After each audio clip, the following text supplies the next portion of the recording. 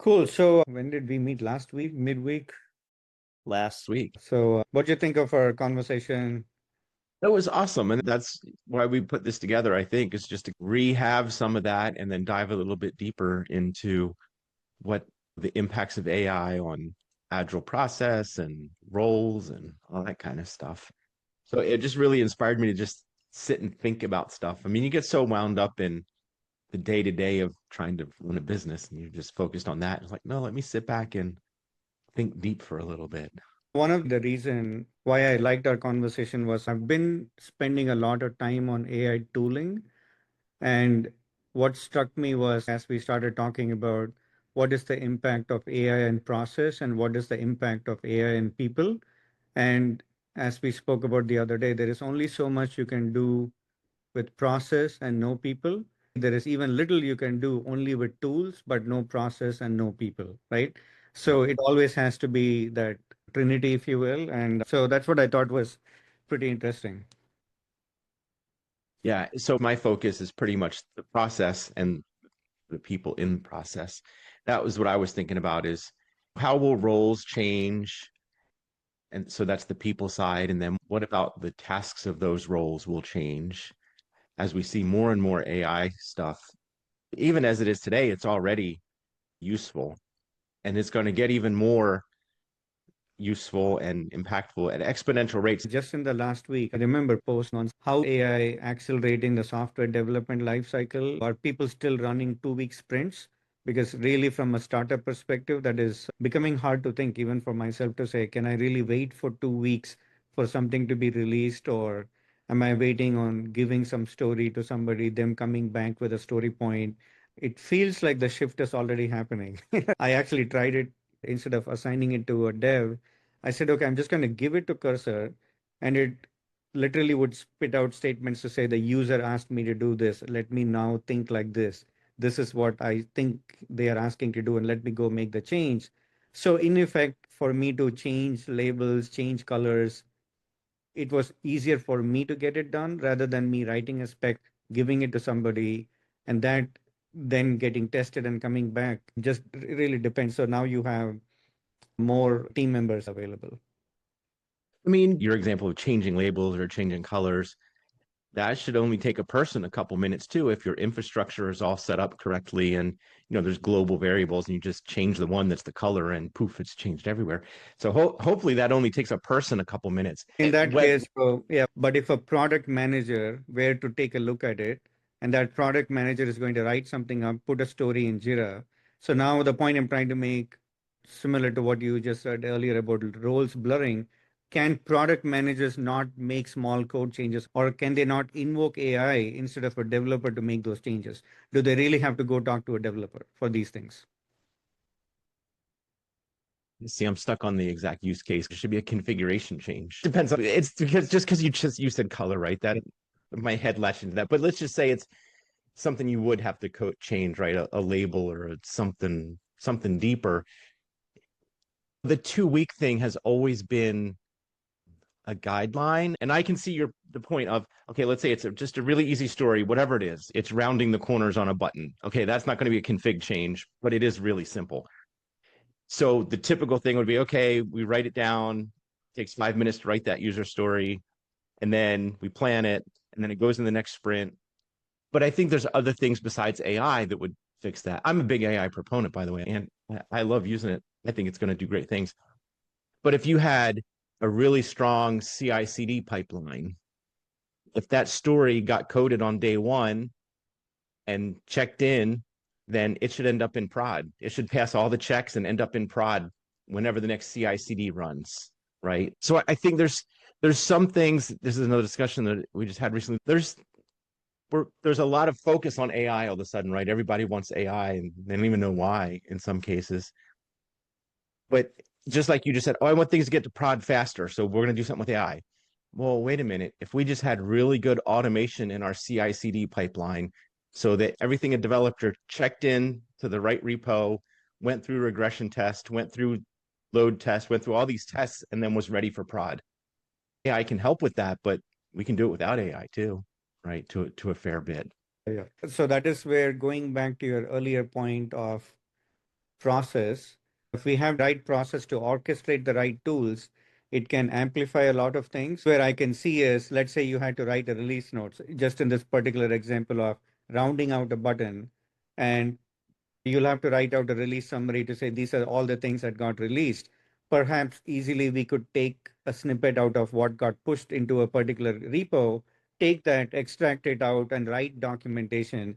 Those are ways where we could easily use a GPT to go write it out, and where you're amplifying the process, you're accelerating the process. I agree. I think documentation is a great one. I think one of the biggest role changes will be the product role, product owner, product manager, whatever they're called in the different org, because that role could now use a Replit and make something, right? Before they even talk to developers, they could be like, oh, I want to see what this would look like. They might even take that to clients and get feedback. And I think some of that rapid prototyping and stuff will shift more into the product side, which is good in the aspect that they can do that faster now.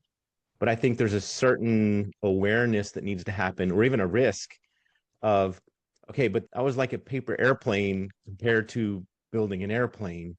Like that code is not ready for prod. It may or may not be secure. It may not meet security standards and scalability standards, and it may not meet our architecture. There's a list. Right. But the product team could interact and get it really good. And then something goes in the story or feature, like, okay, here's what we, I hate to use the word prototyped. Here's what we did. I won't say prototyped, and give that to the developer, who then they'll even use AI, right, to create scaffold coding, align it with architecture and scalability and serviceability and all that. But I think that product role is going to be interesting. They'll be able to do a lot more so much faster. Yeah. So the analogy that I've thought about for myself is, like earlier, the product owner, to your point, or product manager would speak to a UX designer and they would come up with a Figma mockup or a Figma prototype. Now, that same product owner, product manager can now use a Lovable, a Replit, come up with mockups on their own, speak to the business. So you still need a UX designer probably to do finesse, to do certain material themes that you may want to use and certain ways of looking. But it is definitely, to your point, they are now becoming a builder rather than them just writing down documentation and handing it off to somebody. They are empowered a lot more than they were previously. And so long as we say that you did a Figma prototype, instead now you're doing a prototype in Lovable, maybe that's where, it stops, but they are a lot more empowered. I also feel roles are blending. So now the product manager can also design things fairly easily. In a Lovable, I'm able to design things, and I'm not a designer by any means. I can make slick looking things that I was not able to last year. So I can see the role blending. Generally speaking, people will have a few more skills than they used to have than what they did in the past. So you're a lot more technical than I am. So you're deeper into the architecture and stuff. What do you see happening to the developer role? Will we need less developers on a team? Assume the requests from the business are the same amount. Do you think that then there'll be the teams will be to like two human developers and then AI assistants or something like that? What do you see the actual dev team becoming? So let's maybe walk through the thought process. For example, there may be certain things that I want to do that are bigger blocks of code that needs a little bit more thought process, for which I do want to assign it to a human. But there are very simple things, like we talked about round out buttons as an example. What got released last week in Cursor, I've not tried this feature yet. I could tag Cursor in Slack and I could assign it a task. And then Cursor will go do that thing in the background and come back to me and provide me a PR that I can merge. So where I would have assigned to Bob, a developer, I could just assign these things. So one way to think about is that all of your low hanging fruits, I could just as well give it to AI to get it done. What amount of oversight do you think that would like? Will then a human do a code review, or will a second bot code review the first bot, or Yeah, check good it for? question. Right now, generally, what we are practicing is a human will do a code review, but over time, I think it will also happen that whatever we are learning from a human, we will provide the traits, the person who has the authority to merge the code into the main branch. So we could even have something like that where the second agent's only job is to merge a PR, whereas the first agent is really coding. So at this point, what I've seen and what we are doing is giving small tasks to a AI. It will go get it done. It will raise a PR and you merge a PR. But to your point, I could easily see in some cases where we could call it restricted autonomy. How about a bot or an agent just for merging a PR? And as I'm talking about it, I'm thinking people in my team that had specific roles like that. I don't want to name the person, but that was their role as the dev manager to really look at all the things that people were coding and they had the authority to merge it into the main branch, right? So you really can have a digital twin of each of the developers, be it a front end developer, be it a back end developer, be it a senior developer that would do a code review, and eventually the person that brings it into the main branch. So all of that can be automated. Right now, at least we are in early stages. So we are having the human validate the code to go through it. I feel an interesting cycle here because I'm already thinking, hey, AI could do code reviews of the human's code, right? Especially, a fair bit of code review is fairly formulaic, right? Is it good structure? Is it this or that? Some of it's more nuanced, but I could see AI doing code reviews for us, right? And there's been tools, not even AI, there's just been good tools that do automated code review. You add AI, it could be even stronger. But now it's interesting because I can envision AI code reviewing humans code, but we just said too that a human should code review the AI's code. So what I see blending over time is you don't label as human and AI. They are just team member. The team member happens to be a AI or the team member happens to be a human. It will become homogenized over time. It's just that it is good practice for Bob's code to be reviewed by John. Oh, by the way, John just happens to be AI. Okay. I can get there. And I agree with the code review your own code, right? Because you never Right. find Yeah. anything that way. Interesting. Okay. Yeah. I can find that. Neat. Yeah. So I've not spent a lot of time looking at options, but I think Google has something called Jules. OpenAI has something called Codex, and Cursor has background code that, like I said, we can Slack and invoke. And so there are multiple options now. They will only proliferate. So we talked through product side, we talked a little bit developer. I think tester is another kind of low-hanging AI fruit. Like I feel like if you did a really good job defining what you want, having AI test of did you get what you wanted is pretty, I'm going to say easy. Not that I would know how to do it, but it feels within the realm of AI. How do you see it interacting in the QA side of the house as we think through the dev process? I feel like it would be able to do an awful lot of it if your specs were good up front, if you clarified what you wanted really well. Yeah. So I have a couple of thoughts. Some of them I'm in early stage discussing with a couple of other thought leaders. One of them is it's a very interesting concept, and then I'll talk about the way that we are doing testing now. One of the way that people are thinking about is there is a requirements document, and then let's say the product manager goes and writes their code in Replit or Lovable. We can reverse document from Replit code to create documentation. Then you have documentation set three. You go write your code in, say, Python or Java, Node, whatever it is.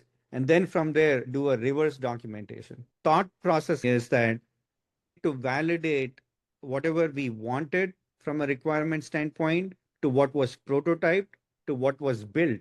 We really have three different sets of document for, and you look at diffs to say this is equal to this and this is equal to this and they look slightly off. Okay. So this is a little bit more futuristic where you then say, I would like to adjust this part of what you wrote in code. So then only that part of the code is getting rewritten. So this is a little bit of a mental shift that I've had in the last 2 weeks. What if we drove a lot of the test process or the QA, maybe not so much the testing process, but the quality assurance of what we wrote, requirements mapping to what got built? What if we use documentation as the overlay? So, and because you're reverse documenting, you're documenting what was created, saying, here's what I wanted, and what you wanted is what was created. And then compare those documents themselves to see, are they asking for the same thing? Is that what you're really coming to? Exactly. Find out semantic meaning between these two things. Start thinking about making sure there is traceability and equality in what I wrote versus what I asked you to. So you're really testing doc to doc. What, and I think the idea of reverse documentation, some people may bristle at that because you're writing a document that proves the thing you built is what you wanted.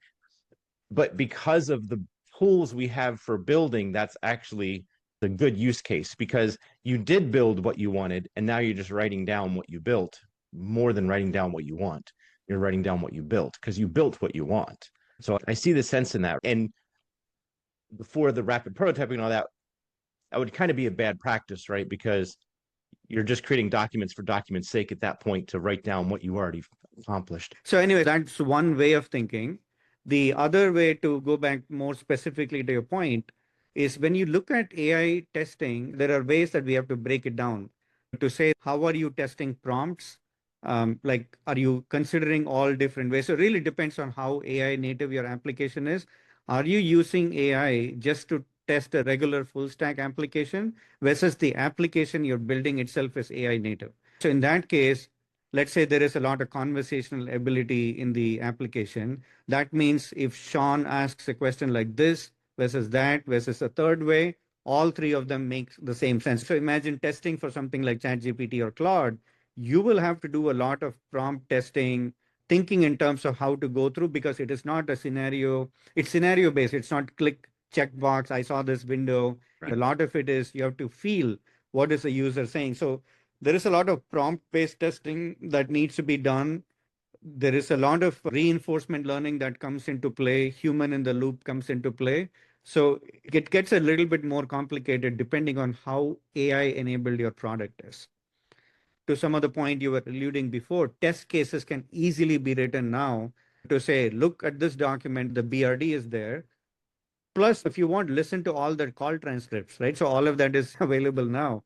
Any other additional or edge cases that I may have left out, go through all those things and create test cases for me and create a test suite for me. So that process, starting that process is pretty straightforward to do. And if you were using a software like Selenium, like Playwright or Cypress, to write the test cases also easy now. So now a tester, it used to be that very similar analogy to what you used, a product manager and a tester. I could easily see a product manager also becoming a tester where they could just prompt a few things and it writes a test suite for you and they just have to poke a few buttons and do it. What a test engineer used to do, a product manager can write a lot of those scripts.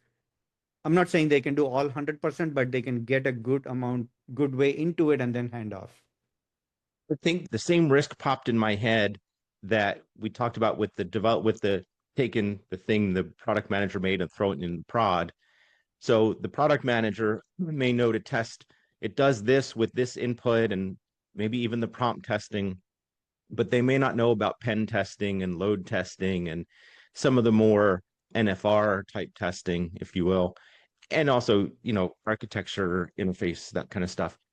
So I think maybe that's some of these things. I think what happens is the roles, QA engineer, developer, they get out of some of the details they used to have to be in writing test cases. So the QA engineer, their test engineer doesn't have to do that anymore. AI is doing that. And instead they're focusing on the strategy of the testing and how to hit the NFR testing and how to make sure we're really doing all the other Right. stuff with it. So I don't know if it really, not yet, but I don't know if it gets rid of the QA role entirely, but I think it'll take a lot of the mundane parts. Yeah, Yeah, I can do that.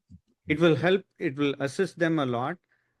I think that's an important thing. I think every role we've talked about, from the prod to the dev to the QA, they're all going to need to be AI savvy, right? Because at a minimum, they need to use tools, but moreover, they're going to need to be able to partner with AI, not just use it, not just feed ChatGPT a really great prompt, but to actually partner with it, right?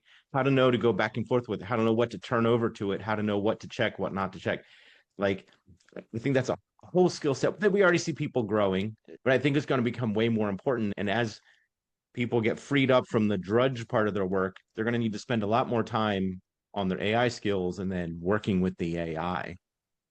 So that's why if you think about the last 20 minutes of conversations we had, we can clearly, with these examples, we talked about the product manager or the QA or the dev role. Everybody's role is getting the framework that I think about is they need to use the assistance from AI. They need to augment themselves to do better things so that AI can do some of the more mundane things. And so if we connect a lot of the dots, the process will only get faster, right? So we know the roles are going to change. There is a lot of tooling in place, which brings us to the other anchor in the Trinity is the process, right? So to account for all of these things, there has to be some change in process, right? So very similar to when we went from waterfall to agile, we have to go from agile to agentic, which just means human and AI are going to collaborate, they're going to coexist. So how do you adjust process for that? So what should happen? There has been a lot of discussion recently. People are trying to figure out there is no answer to all of these things because things are changing. These things are changing from a role perspective, from a directive perspective. And the tools are out there. So it's a job of the process leg of the stool to connect the other two. Yeah. And I think the one role that we didn't touch to is a scrum master, assuming we're talking when we say agile, right? Agile is a bigger umbrella. Scrum is one way to do it, but it's the most popular way. And I think that role is going to have a similar impact where as the scrum master, you're going to have to leverage the AI to get insight into what's happening in the team and what's going on, and then use it to help with things like sprint planning and estimation. I think each of the 5 ceremonies will be impacted.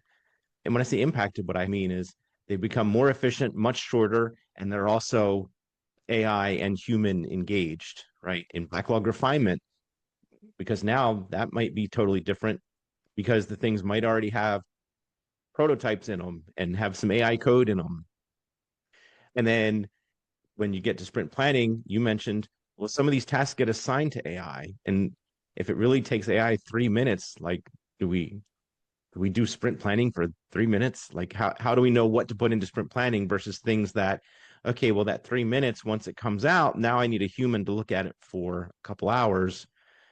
So I think it compresses a lot. I think the thing you said about the 2 week sprint, I think in the world of AI where things happen in minutes or hours, I think 2 weeks may be a really long horizon for, for trying to plan if things are going to turn that fast, right? Because the idea with Scrum was to make regular cadence where we could make adjustments. And 2 weeks with all humans was about that cadence, right? Every 2 weeks we had something big enough to look at and make a decision.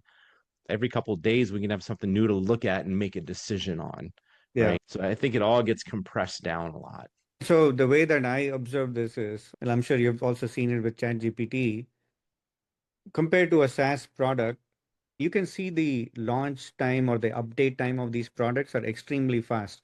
Like every few days, I will get something to say, cursor just updated, and here you go. Do you want to restart now?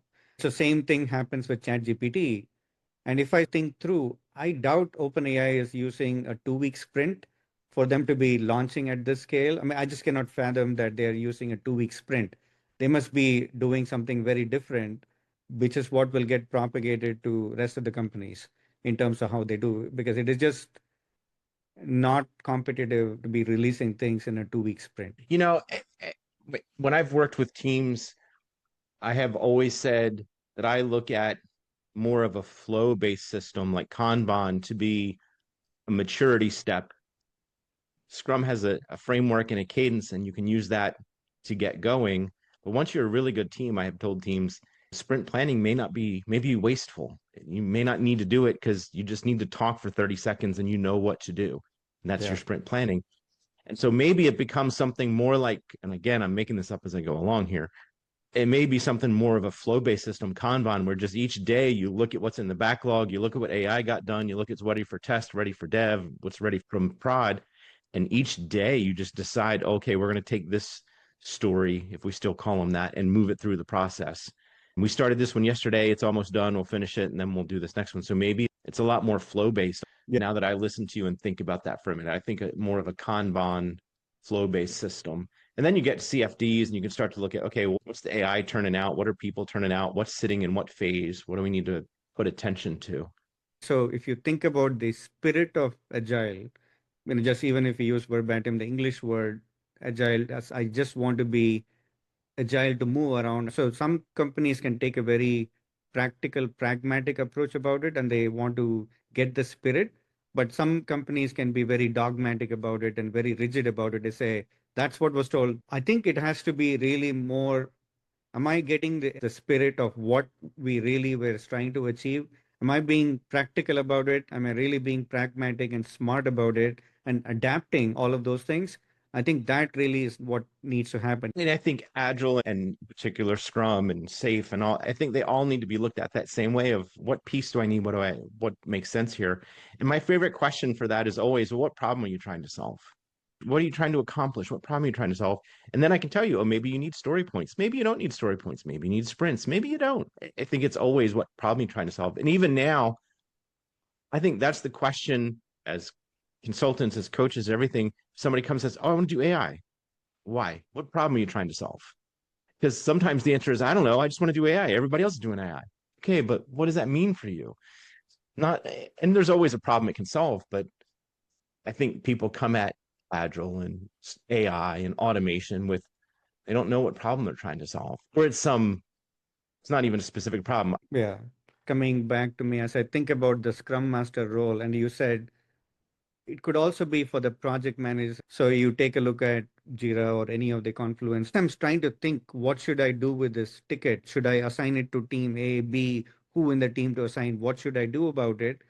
Over time, we are collecting a lot of data points. You should almost be able to ask the question, and it says, well, you've done something like this 4 times before, so it may be prudent for you to make this assignment, right? So there will be AI that will embody a scrum master, embody an architect, embody somebody else, because a lot of times you're not coming with novel ideas every single time, right? So a lot of them are repetitive stuff. You just did not know a lot of what happened before, and it is an easy way to surface a lot of that information.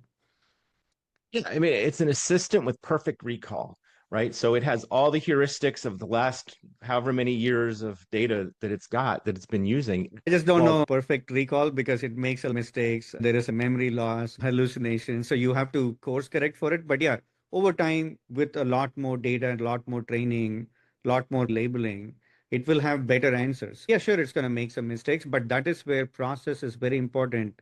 and when I'm coming at, if we stay on the Scrum Master example, I'm thinking of it as an assistant where you say, oh, I'm facing such and such a challenge. What have I done in the past, or what have others done in the past, and what has worked, what hasn't? And so I could come back, well, 37% of the time, this action led to this, and 28% this led to this. And then as a human, I'll be like, that's BS. You Right. did something really stupid there. Or I'll read it and go, I forgot about that. Let me refresh myself on that. And then either by interacting with the AI or however you do it, you dig deeper into that. To me, that puts in place what you're talking about, the sanity check of did it hallucinate? Did it forget something? Because I just read its suggestions and think about what it said. So the human still needs to think. So yeah, I think 100% roles are changing, tools are changing. So Yeah. there is no gray area there. It is completely black or white. So maybe 6 months ago, 1 year ago, we could have said otherwise, but now we can clearly see. So I think going back to our point, I think roles are changing, tools have changed. So process has to evolve. It'd be interesting for us to collaborate and see where is that going to go, and then how can we shape some of that with practical experiences. And there's got to be a lot of, well, first off, the tech is going to grow exponentially, right? We talked about that. So process has got to shift as close to that fast as possible. And what works? So right now, 2 week sprints don't work as of right now. That's already broken. We already need to do something. Okay, well, let's say that in 2 weeks, you and I figure something out and we change it. And okay, we'll say we do 3 day sprints. We'll make up. Well, that may last for a month before you know what? 3 day sprints don't work anymore. They're too short or too long for X reason because the tech just took another leap, right? Or some new tool, whatever. I don't know when there'll be a resting place for the process. I think it's just going to keep iterating. The process itself is going to keep iterating for a little while as the tech grows exponentially. I think it'll level out. I don't know when, but I do think it will. Your last point, I don't think you're going to get a breathing room to say, let me just sneak in and then fix the process before you start. So you No. just have to do it while, things are happening, right? I wrote a thing once that said agile needs to be agile. Each day we need to look at our process and be like, okay, based on this new thing that just showed up, is our process still the best thing? Should we do today? Yeah. And you got to always be willing to do that, right? And take everything that's in front of you, especially with the rate of change that we face these days. Crazy. It's No, that's good. exciting. Yeah. I It's think one thing I'm definitely curious about, I'll look it up, is how are these, call it big tech companies in the AI space, AI native companies, I should say. So when I say AI native, I think of OpenAI, Anthropic, Scale AI. So some of these companies, how are they doing process and how have they changed? Facebook is known for move fast and break things. What's the difference between a Facebook and an OpenAI? How are they doing things so differently? how are their teams structured? What does their product team do versus their code team versus the QA team? How do they get code out the door? I won't even say how do they do agile or how do they do scrum. How do they get code out the door? Whatever they call it, because maybe Yeah. they call it something totally different. Yeah, but that would be interesting. We have to figure out and then keep going at this. I think only one way to find out is keep going at it. I don't think there is a silver bullet Right. for these things. But yeah, this was good. I definitely enjoyed our first conversation. So let's maybe circle back. Yeah, that would be cool. All right, sounds good. Let's connect back in the next few days. We should probably identify a few topics to collaborate. Yeah, I like it.